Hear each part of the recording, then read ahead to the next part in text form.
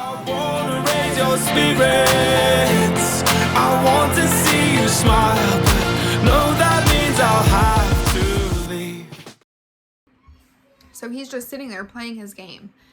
And I just get so mad. And I'm like, can you fucking help me, please?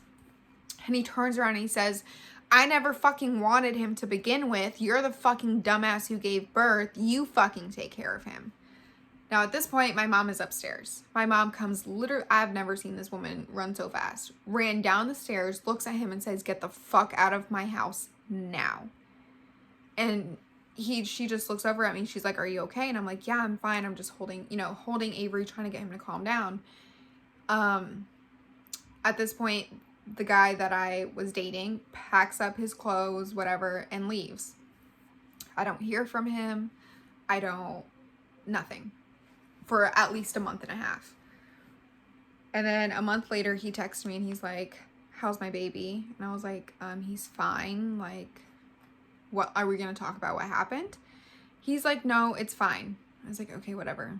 Couple months more pass. I have to go to Florida because my dad is having he's having brain surgery. Nobody knew till the day of. So I pack Avery and Kenna in the car. I'm driving down to Florida. Handle that whole situation, turn around, come back, stop in North Carolina so that he could see his son, and again, acted like everything was fine. Everything was perfect. He was so in love with Avery and so in love with me, and it was just so weird. So I drive back up home and I'm like, hey, maybe we can start coming down every weekend so that you can see Avery. He's like, yeah, fine, no problem. So the weekend I come down, he's in an apartment. Like, he has his own place, whatever. And so, we kept going down. And he's like, well, why don't you just move down here? We can move in together and, like, we can raise Avery. I was like, for sure, it's happening. Let's do it. So one weekend while I was down there, I was snooping. Because that's what I do. Anyways, I was looking through his stuff and I found the lease to the house or to the apartment. So I'm reading through the lease, blah, blah, blah, blah, blah. And it's under his name, but then this other girl's name. And I was like, why is there a girl on your lease? Like, I'm confused. He's like, oh, don't worry about it. It was just my friend. Okay, whatever, dude.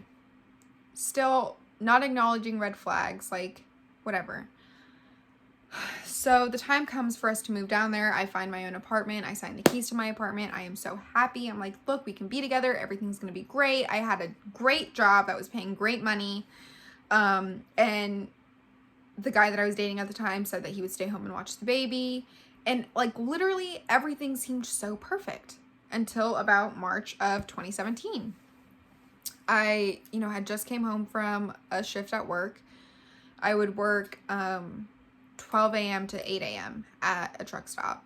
And it was easy money. I was getting paid $15 an hour to literally just sit there and do nothing.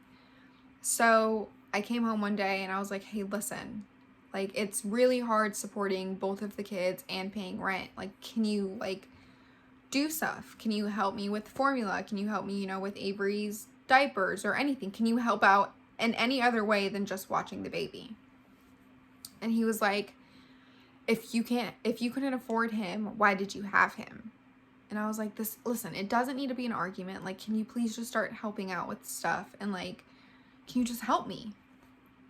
To which, again, he replied, I said what the fuck I said, stop being a stupid bitch. And at this point, I was holding Avery in my arms and he was sitting on the floor and I was standing up. And I was like, you know what, can you just leave? He's like, no, I'm here to see my son. And he grabs Avery, literally at this, August, September, wait. Yeah, Avery was like only 6 or 7 months. So he grabs Avery out of my arms and Avery's leg got dislocated. And so Avery's just screaming and screaming and screaming and screaming. And I'm like, what the fuck did you just do? Like, what just, like, why would you grab him like that? Why would you hurt him? So like, I reach for my phone to call 911 and he literally takes my hand and like tosses it back. And he's like, you're not fucking calling anybody. I was like, oh my God, no. I was like, please, honey, babe, it's fine. Like, not again. Like, we don't have to do this. Like, it's fine. If you can't help out, you can't help out. Like, it's okay. Like, please just let me get Avery help. Let me get my son help. He's like, no, he's fine. So he goes and puts Avery in his bed and locks him and McKenna in the room. So Avery and McKenna are locked in my bedroom, and he comes back out to the living room and he's like, listen, I will go home if you promise not to call anybody. I was like, it's fine. Like, I just need to get Avery help. He grabs me by my neck and throws me up against the wall. And he says, I said, don't fucking call anybody. And I like get off from the wall, and there's literally an indent of where he threw my head now in my wall. And I'm like, get off of me. Like, just get off of me. So I go to the kitchen, and in my head again, I'm fight or flight mode. So I grab a knife and I'm like, literally just leave right now. And like, we don't have to go any further than this. Like, just leave. He's like, ha, and like laughs, and then like pushes me up against my counter again, takes the knife out of my hand, puts it to my throat, and said, I could fucking kill you right now if I wanted to. Now, while this is all going on, McKenna is in the bedroom screaming out loud, mommy, don't hurt my mommy. Please stop. Please don't do this to my mom. Like, she's just like screaming, like, please, mom, don't. Owies, like, don't. Like, she's just screaming. And, you know, I was like, it's fine. Like, just stop. Like, everything's fine. He's like, okay. So he like throws me down to the ground, puts the knife on the counter, and he's like, go in the living room. He's like, I'm not leaving till you calm down. I was like, okay, it's fine. I was like, let me go check on the kids. So I go to check on the kids. And at this point I had my phone like in my shirt, and I, you know, dialed 911 really, really quick, lowered the volume, and just put the phone back in my, you know, chest. And I was sitting out there. I was like, okay, so like, let's talk. Like, please, we can talk as long as you don't, you know, put your hands on me anymore. Like, we can talk civilly. Like, everything will be fine. And then it got so quiet. And this is the part where I literally got so, I thought I was gonna fucking die. It got so quiet. You hear the 911 operator say, 911, what's your emergency? And I just like look him like dead in the eye, and I'm like, and that's all you kept hearing is 911, what's your emergency? 911, what's your emergency? So he like rips my shirt like open, and this was like a t-shirt at the time, so it was like came up here. He rips my shirt, grabs my phone, hangs up, and then like throws my phone so I can't catch it. And then he comes over and like straddles me on the floor while choking me, saying, you're a fucking stupid bitch. I told you not to fucking call anybody. You're fucking stupid. This is what happens because you don't want to fucking listen. Like, it was, I couldn't. And so next thing you know, there's a knock at the door. He literally gets from on top of me, from strangling me and cursing me out, opens the door and is like, hey guys, what's up? As if he wasn't just sitting right on top of me, like literally strangling the life out of me. And they're like, we gotta just call about a domestic violence. And he's like, oh no, we're all good here. And that's when I was like, no, like, please come in, like, please help me, please. Like, I just started like begging, and he just looks over at me with these eyes, like, his eyes were literally, he naturally had brown eyes, but when I tell you that his entire eyeball was black, like, he looked possessed. He did not look like himself. He became like this whole different persona, and it was just scary. And so, you know, the cops come in, they make me leave my kids in the house while I'm outside, and, you know, they're doing the whole, what happened? You know, why is there a knife on the counter? Who owns pepper spray? And I was like, I do. Like, this is my home. Like, my name's on the lease. Like, this is my house. Like, tell him to get out of my house. And so the cops were like, man, we need to calm down. Calm down. My children are inside screaming their fucking heads off. I just went through the most traumatic experience of my life. Like, you're telling me to calm down? But that's a time for a whole nother video. So they interview him. They interview me. They take pictures again. They tell me, you know, they call an ambulance. I take myself and Avery to the ER. Thankfully, Avery was fine. You know, they just had to pop his hip back into place, and everything's fine. So the cop follows us to the hospital and is like, if you want to place a restraining order, you need to go to the magistrate's office tonight and then go to the to the courthouse tomorrow morning. And so I did all that. I went to court. You know, we had a restraining order. We had a no contact order. I was aware that he had guns in the house. So I also told him that, like, I'm scared that he's going to come back and shoot me. So they took his guns away. They, you know, no restraining order. His first sergeant called me and was like, ma'am, you know, is there anything that we can do? Whatever. So this happened March 23rd. And then April was our first hearing where I continued it because I needed to find a lawyer, everything. So now we're in June. June, I get a random Snapchat ad from an account that says, I'm sorry. And I was like, what? So I, like, you know, accept it, and it's him texting me through Snapchat saying, I'm really sorry. Like, they're making me go to anger management classes. Like, I know I've always had a problem, but can you please drop the charges so that I can, you know, go back to work, because they're having me, like, clean the sidewalk and, like, this is beneath me. Like, please just drop the charges. And I was like, don't talk to me. Like, no, I don't believe you. I don't forgive you. Like, this is not okay. And at that point, I was in my own therapy. And because the military, like, provides therapy for domestic violence survivors, whatever. I don't even know how to explain it. But so I was in therapy, and I didn't tell anybody about it. I didn't tell anybody that he contacted me, nothing. So then I get a lawyer, and, you know, I'm telling her everything that happened, and she's like, that's very traumatic. I'm so sorry for you. But think about his career. I was like, excuse me? She's like, you need to think about his career, because if he goes to jail and if he's charged with this, he can get kicked out of the Air Force, and, you know, then your son won't have any type of, what are those called? Like, his TRICARE, or he can't pay, like, he won't be able to pay child support and stuff. And I was like, what? So I called my mom. I told her what was going on, you know, with the court and everything like that. And she came down. We went to court. Again, my lawyer was like, think about his career. Like, don't forget, think about his career. His mom was even like, well, just think about his career. You know, what did you do to provoke him? I was like, I asked him to support his son. That was my extent of provoking.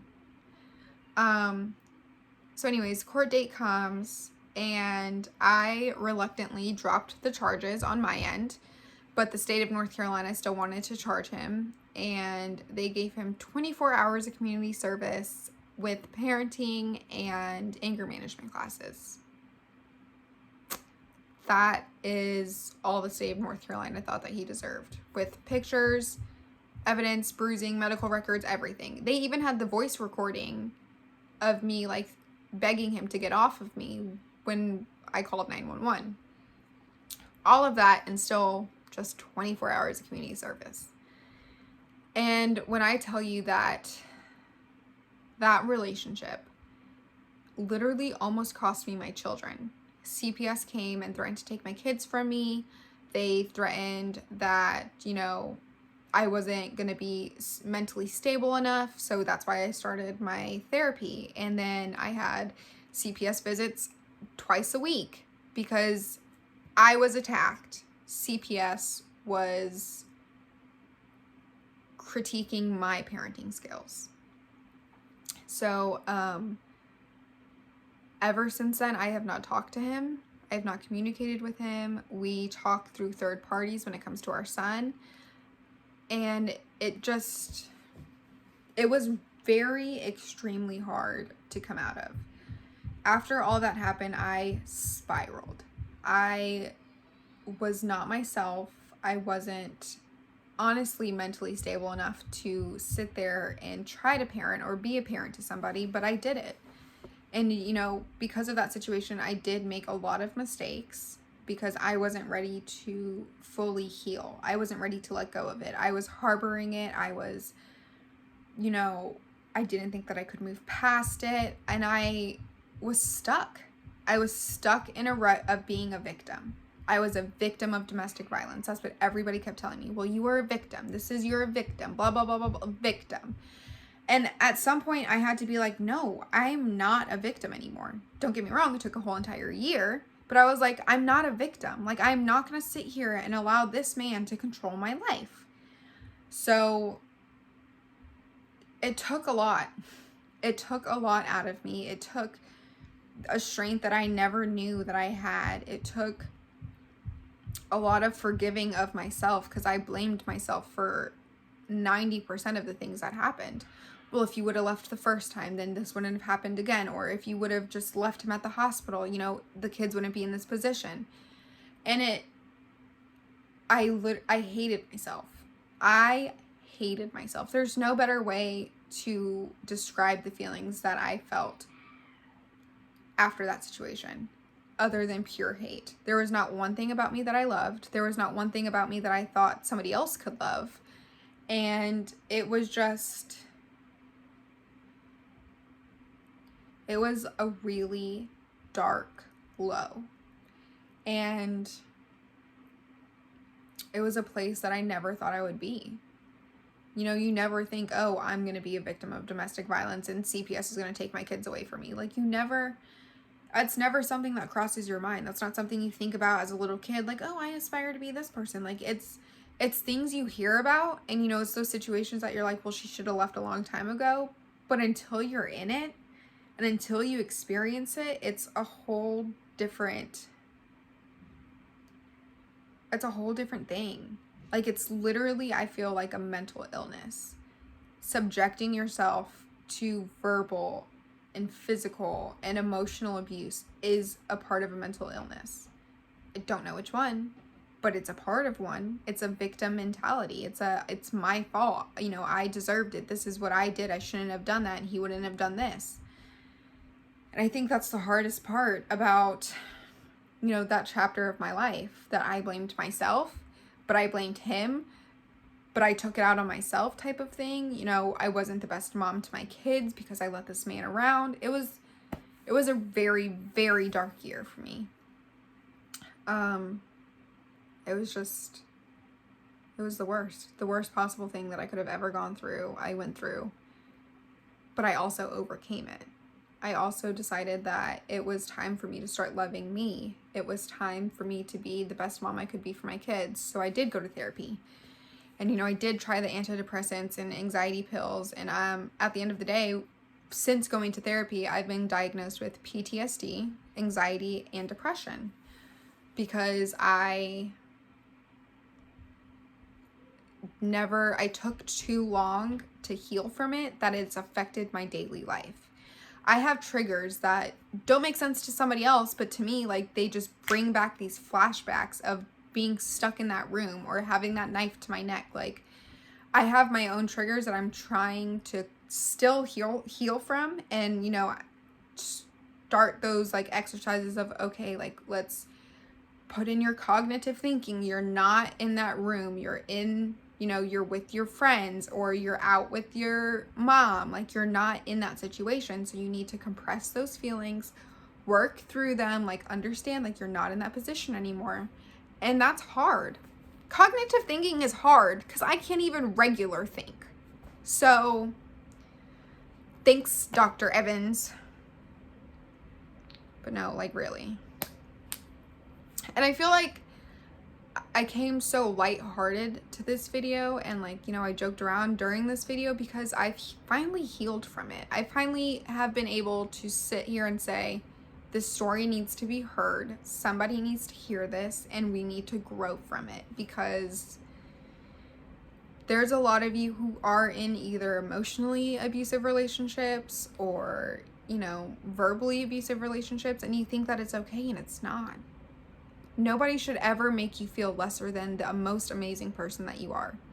You should never be with somebody who calls you out of name. You should never be with somebody who makes you feel guilty for standing up for yourself or speaking about your emotions. You should never feel guilty for loving yourself.